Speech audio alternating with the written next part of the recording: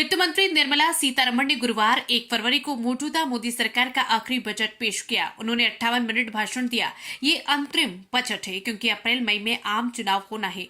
नई सरकार बनने के बाद पूर्ण बजट जुलाई में पेश होने की उम्मीद है। वित्त मंत्री सीतारमण के कार्यकाल का ये छठा बजट है। वित्त मंत्री ने कहा कि हमने अंतरिम बजट की परंपरा को जारी रखा। यही वजह है कि सरकार ने किसी तरह की घोषणा करने से परहेज किया। हालांकि अंतरिम बजट में 4 सेक्टर्स पर फोकस रहा। सरकार ने आम आदमी को इस बार इनकम टैक्स में कोई राहत नहीं दी। टैक्स स्लैब में कोई बदलाव नहीं किया। इस बार बजट में कुछ भी सस्ता या महंगा नहीं हुआ। ऐसा इसलिए क्योंकि 2017 में लागू किए गए जीएसटी के बाद से बजट में केवल कस्टम ड्यूटी, एक्साइज ड्यूटी को बढ़ाया या घटाया जाता है, जिसका असर गिनी चुनी चीजों पर पड़ता है। सरकार ने 25 करोड़ लोगों को गरीबी से बाहर निकाला। गरीब कल्याण योजना में 34 लाख करोड़ रुपए खातों में भेजे।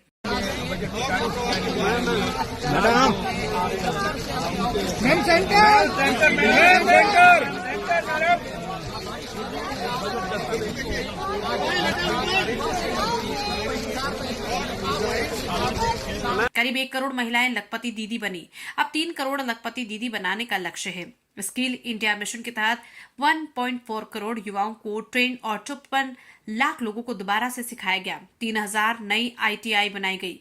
उच्च शिक्षा के लिए आईआईटी 7, 16 आईआईटी, आईआईएम और 15 एआईआईएमएस और 390 यूनिवर्सिटी स्थापित की। पीएम किसान योजना से 11.8 करोड़ लोगों को आर्थिक मदद मिली है। पीएम नरेंद्र मोदी ने कहा कि ये बजट विकसित भारत के युवा, गरीब, महिला और किसान पर आधारित है। ये देश के निर्माण का बजट है। इसमें 2047 के भारत की नींव को मजबूत करने की गारंटी है।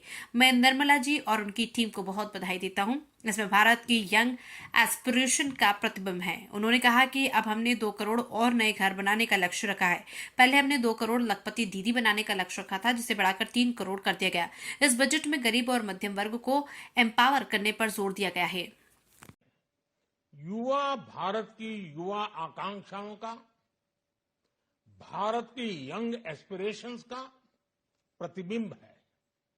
बजट में 2 महत्वपूर्ण निर्णय लिए गए हैं।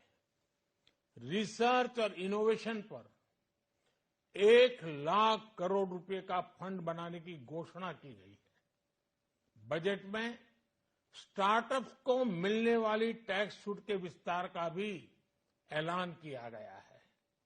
साथियों, इस बजट में फिस्कल डेफिसिट को नियंत्रण में रखते हुए कैपिटल एक्सपेंडिचर को 11,11,111 करोड़ रुपए की ऐतिहासिक ऊंचाई दी गई है।